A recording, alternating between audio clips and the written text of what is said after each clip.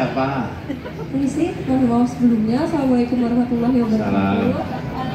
Perkenalkan Bapak, nama saya Bella Aisyah Fitri. Saya mahasiswa S1 Farmasi di salah satu perguruan tinggi swasta yang ada di Purwokerto. Nggak usah, jangan dong.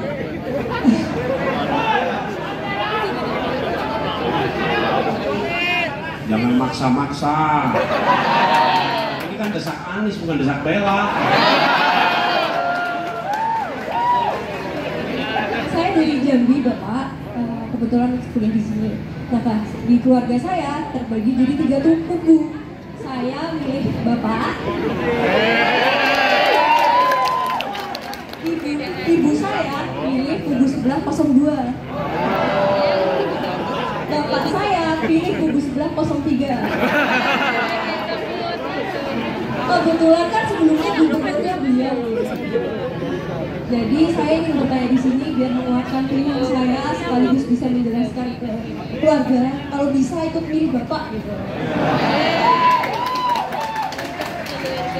Karena Bapak terlalu sia-sia kalau nggak terpilih jadi presiden.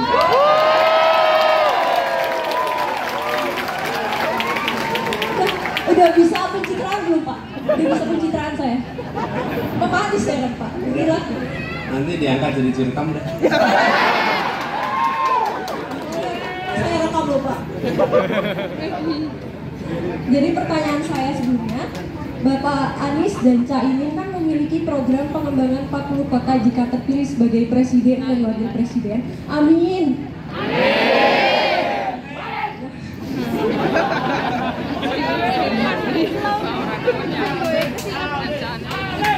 Saya menotis bahwasanya Jakarta terdapat program Jaklingko, salah satunya yaitu Transjakarta khusus untuk perempuan.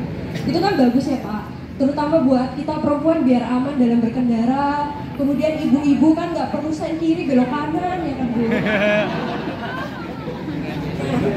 Apakah sekiranya program tersebut bisa diterapkan di seluruh kota yang ada di Indonesia agar para perempuan yang memiliki mobilitas yang tinggi bisa aman dalam menaiki angkutan umum serta dapat mengurangi jumlah pengendara bermotor yang ada di Indonesia?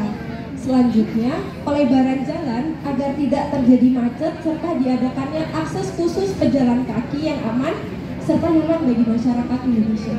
Terima kasih Pak. Ya, Ini, Bella, sampaikan kepada ibu dan ayah. Iya dulu belum dengar jawabnya. Gini, oh udah ngirim. Apakah mereka nonton live? Nonton. Paling tidak bisa bilang, pasangan mana yang memberikan kesempatan dialog seperti ini?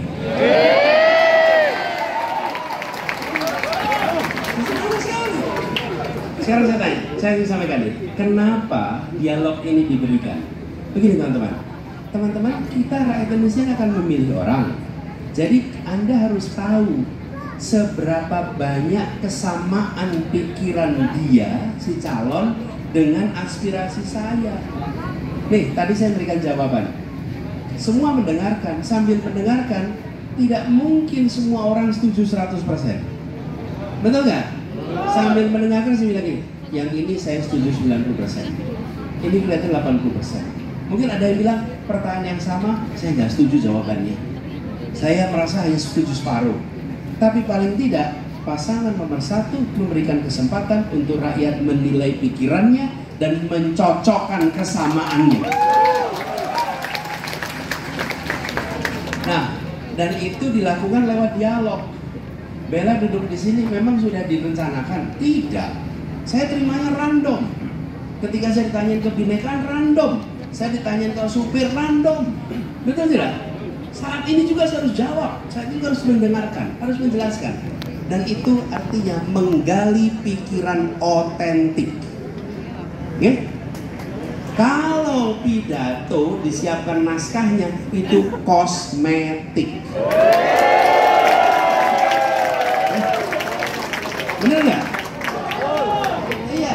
Loh kalau kosmetik dari mana Anda tahu itu asli atau bukan? Loh kita mau nyari pemimpin bukan harus tahu aslinya dong. Betul tidak?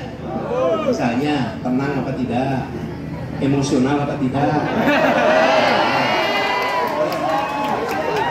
Kenapa kok jadi ramai di nasional?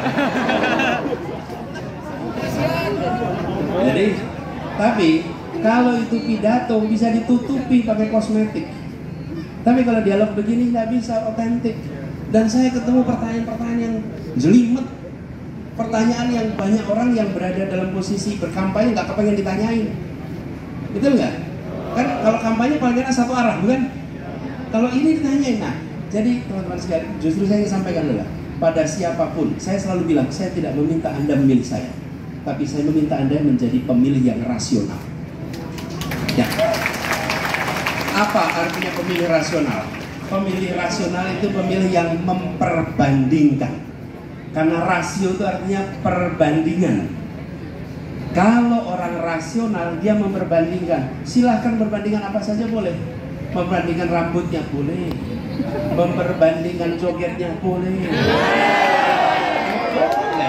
Kan rasional, bukan? Loh, kalau ini jangan ketawa dulu. Kalau orang memang senang joget, dia pengen bandingin jago joget yang mana, boleh. Masalahnya kita nggak lagi milih orang untuk joget. Masalahnya kita milih orang untuk ambil keputusan. Jadi tanyanya juga jangan definisi, tanyanya policy. Bayang ya. Jadi buat ibu dan bapak silahkan memperbandingkan. Saya tidak minta untuk memilih. Kalau sudah dibandingkan, habis itu ambil pilihan. Dan pilihan itu semoga disyukuri 5 tahun ke depan. Nah, udah jelas kan? Amin tuh. Ya, nah terus nggak saya jawab nih. Yang soal transportasi umum, saya sudah sampaikan tadi. Jadi gini, saya jelaskan lagi. Mengapa transportasi umum ini penting? Teman-teman sekalian, kita menghadapi climate crisis. Bukan hanya global warming, climate crisis. Dan climate crisis ini paling cepat untuk kita kerjakan, salah satunya adalah mengurangi emisi karbon.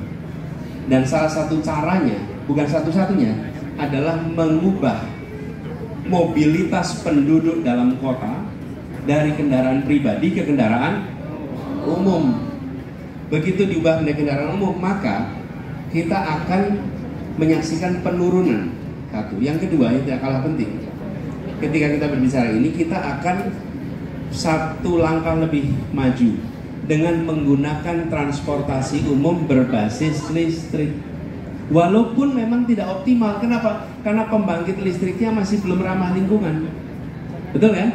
Tapi nggak usah kita menunggu sampai pembangkit listriknya ramah lingkungan dulu, mulai dulu. Sehingga kita bisa 2 kali lipat tuh. Satu mindahin, yang kedua listrik. Itu sebabnya saya sering bilang, bagi kami lebih penting membuat bis listrik daripada mobil listrik pribadi. Kenapa? Kalau bis listrik itu digunakan bersama-sama. Kalau mobil listrik digunakan orang lain, dan mobil listrik menambah jumlah kendaraan di jalanan. Kalau bis listrik mengurangi kendaraan di jalanan. Jadi karena itu aneh kalau ada subsidi untuk mobil listrik. Udah gitu mobil listrik itu kalau beli ngantri. Kalau beli ngantri artinya apa? Demand-nya tinggi. Buat apa dikasih subsidi untuk barang yang demand-nya tinggi? Biarkan mekanisme pasar itu berfungsi di situ. Jadi gitu beda. Otomatis nanti ada fasilitas untuk penumpang perempuan. Dan ada 4 kelompok yang disebut prioritas, bukan hanya perempuan. Kalau 4 ini kasih prioritas, yang lain aman. 1, perempuan, khususnya hamil. Yang kedua, penyandang disabilitas. Yang ketiga, lansia. Yang keempat, anak-anak. Kalau 4 ini diprioritaskan, seluruh masyarakat akan dapat dengan baik. Gitu.